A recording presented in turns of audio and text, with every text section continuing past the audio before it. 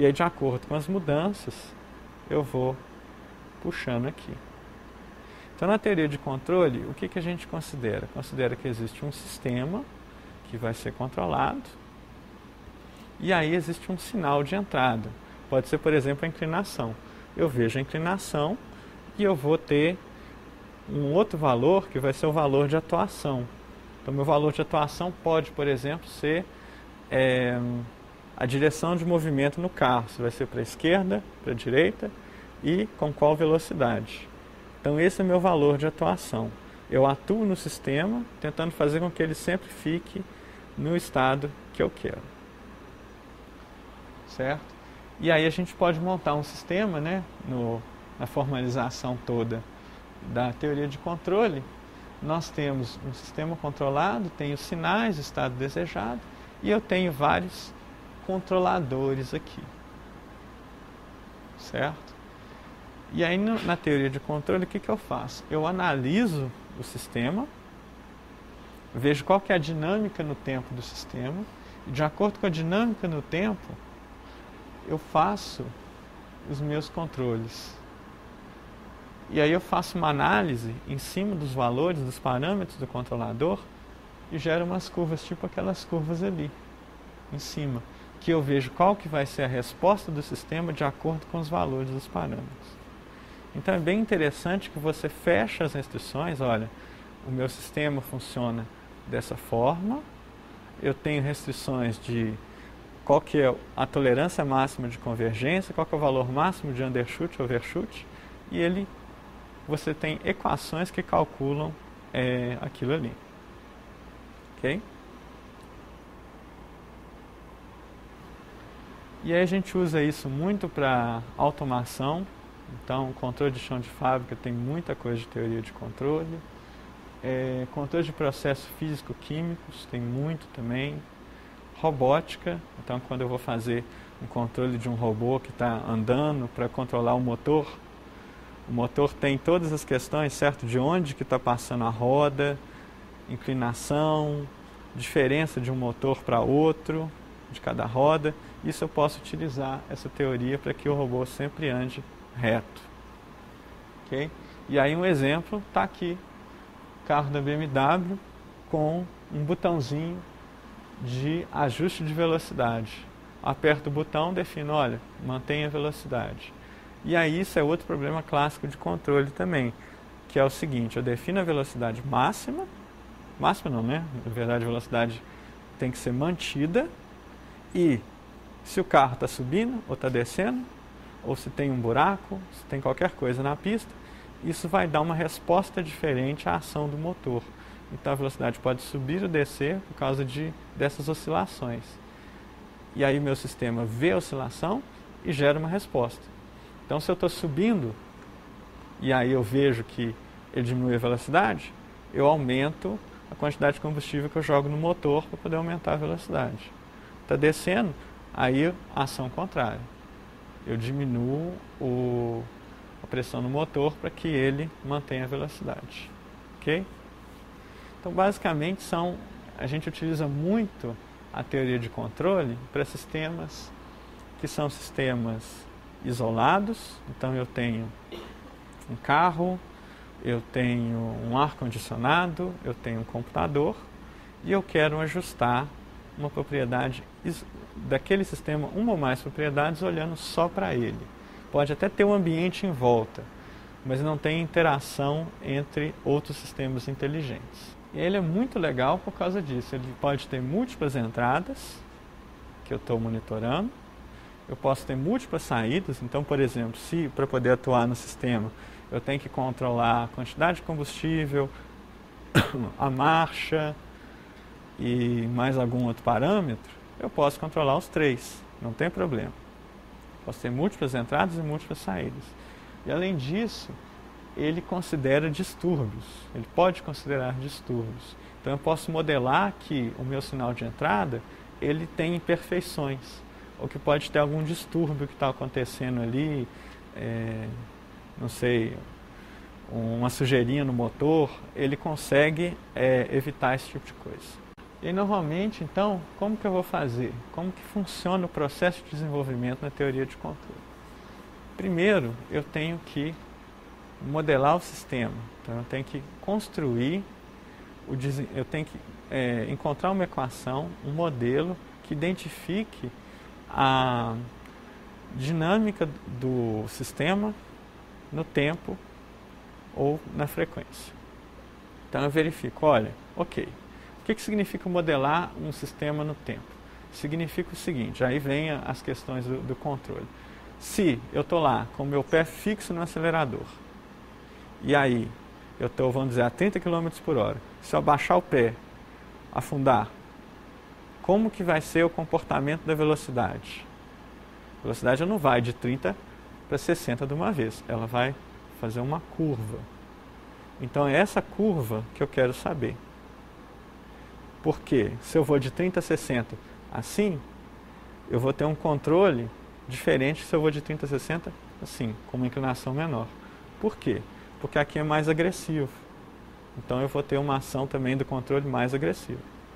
Certo? Eu tenho esse modelo, então, o que eu vou fazer? Eu vou ter o sistema, vou ter a metodologia de análise do sistema, então eu coloco o sistema a ser gerenciado e coloco o controlador. E aí, de acordo com os requisitos que eu tenho de resposta do controlador, eu vou ajustando. E aí eu vejo o que saiu, qual que é o desempenho do sistema, se não está legal, ajusto de novo o controlador, até resolver isso daí. Certo? Então eu sempre estou analisando o sistema controlado, que é o controlador, e o sistema que eu estou ajustando, que é a planta, eu verifico sempre o comportamento controlador e planta, se eles estão atendendo ao que eu estou esperando. E essa análise, então, vai ser o seguinte, vai ser uma análise que eu vou olhar valor de convergência, tempo de convergência, undershoot, overshoot. E eu vou utilizar várias ferramentas, então isso aqui é o legal, por exemplo, se eu tenho um sistema que eu construí, eu achei a equação dele, eu posso jogar no MATLAB, o MATLAB já tem todo um software de controle, e você pode testar, ok, o que vai acontecer no sistema se eu subir a entrada dele de 10 unidades para 25 unidades? Quanto tempo vai demorar para ele estabilizar? O que vai acontecer de overshoot, undershoot? E aí eu vou ajustando, certo? E eu analiso, eu vou gerando curvas de resposta do sistema, que nem essas curvas aqui. Eu verifico se ele está estável, se ele não está instável, se o valor está o que eu esperava, se não está o que eu esperava, eu vou ajustando, certo? Então eu encontro essa curva aqui, eu mudo o valor, caio nessa curva, está estável, só que ainda ele está variando muito, então eu mexo em outro parâmetro, chego no outro ali, certo? E existe toda uma teoria por trás. Então, para sistemas mais simples, sistemas em que você tem uma entrada e uma saída, você pode utilizar equações para já sair, olha, eu tenho então esse controlador é o melhor, com esse e esse parâmetro. Então fica muito fácil, você analisa o sistema, você monta de cara o controlador ideal. Quando você já tem sistemas mais complexos, com várias entradas, ou em que a curva de resposta, então a função do valor de entrada para o valor da saída é mais complexo, aí é mais difícil você ter garantia.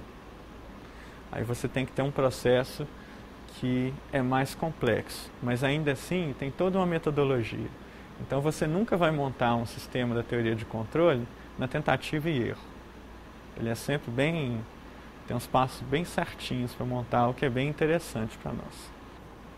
E aí a gente analisa exatamente isso daqui, overshoot, undershoot, o valor de convergência, certo? Todas essas análises. Vou mostrar um exemplo. Então aqui é o exemplo seguinte.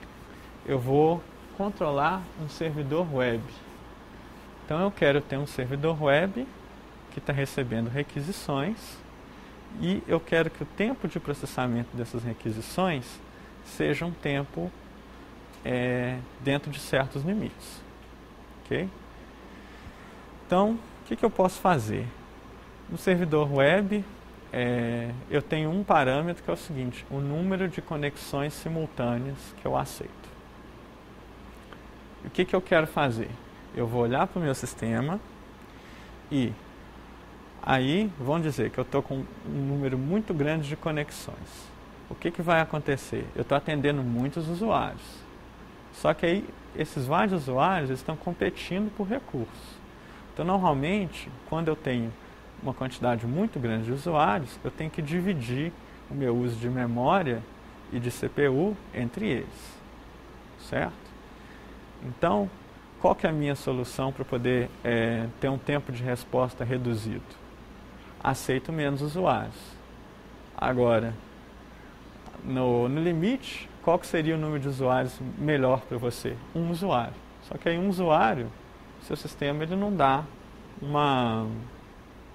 ele não está cumprindo a sua função, né? Tem pouca gente que está utilizando. Então, meu objetivo aqui vai ser o seguinte, eu quero ajustar esse valor de número de usuários de uma forma em que eu ainda tenho um tempo de resposta legal. E aí o que eu vou fazer? Eu vou olhar como que está a utilização do meu computador. Então eu vou olhar se o processador está sendo muito utilizado ou pouco utilizado. Então eu vou definir um valor fixo. Olha, eu quero que o processador fique utilizado em 85%.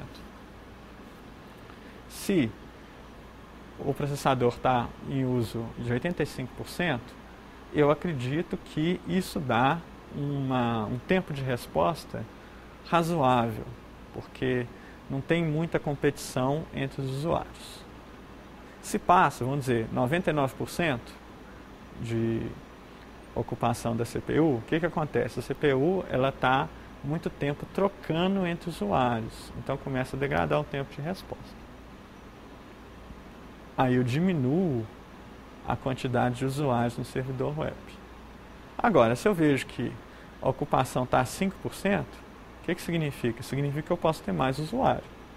Então eu aumento o número de usuários no servidor web. Parecido com o problema da fila do banco. Eu quero ter o número mínimo de pessoas trabalhando, atendendo os clientes, mas de forma que eu ainda tenha um tempo máximo de resposta. Okay? E isso aqui foi um problema prático que foi um dos primeiros que a IBM fez. Foi com esse objetivo. Então eles pegaram o servidor web da IBM e colocaram um sistema que ajustava essa variável. Caracterizaram como que funciona como é que funcionava o sistema, qual que era o número médio de usuários, como que o sistema respondia quando aumentava o valor de usuários máximo e mínimo. Então tinha já uma função de resposta do sistema. E aí falaram, ok, tem a função de resposta. Agora eu tenho que montar o meu controlador, o meu gerente autonômico. Se eu tenho lá 75% de ocupação e 10 usuários, o que eu vou fazer? Eu vou aumentar, mas vou aumentar em quanto? Em 2, em 3, em 5, em 8, em 20. Isso foi ajustado. E aí, nessa teoria, o que você faz? Eu tenho já a característica do sistema, a função de resposta, e aí eu vou definindo controladores. Então eu vou colocar um controlador, por exemplo, PID. O controlador PID tem 3 parâmetros, são 3 valores, o valor do P, do I e do D. Eu tenho que ajustar os valores. E aí o que eu faço? Eu coloco isso para rodar, eu verifico como que ele está funcionando. Então, por exemplo, esse sistema aqui, ele é muito ruim. Por quê? Porque a quantidade de pessoas esperando na fila está sempre variando enormemente. Então o sistema nunca está constante. E o número de usuários está variando demais. Esse aqui, ele não serve para nada, né? Porque olha a quantidade que muda. Então esse controlador não está legal. Depois, eu tenho um controlador ali de baixo. O que está acontecendo? Aqui é o número de usuários que eu tenho. Depois eu troquei, eu tenho que adaptar isso aqui. Olha a fila estava muito grande, ela ajustou, depois eu aumentei, a minha carga, a fila demorou um tempinho para ajustar. E o número de usuários foi diminuindo devagar. No de cima já está mais interessante. Por quê? Porque quando ele começou a rodar, ele chegou mais rápido no valor ideal do tamanho da fila. Depois eu mudei ali a quantidade de pessoas que estavam acessando, ele ajustou rapidinho. E ele está também com o ajuste mais certinho, estão vendo? Então aqui tem muito pouca variação, aqui tem uma variação grande, aqui tem uma variação inaceitável dos valores, certo? E aí tudo isso eu tenho sistemas, eu tenho técnicas para poder fazer isso de forma mais eficiente. Eu tenho, por exemplo, a técnica do lugar da raiz, eu tenho a técnica de...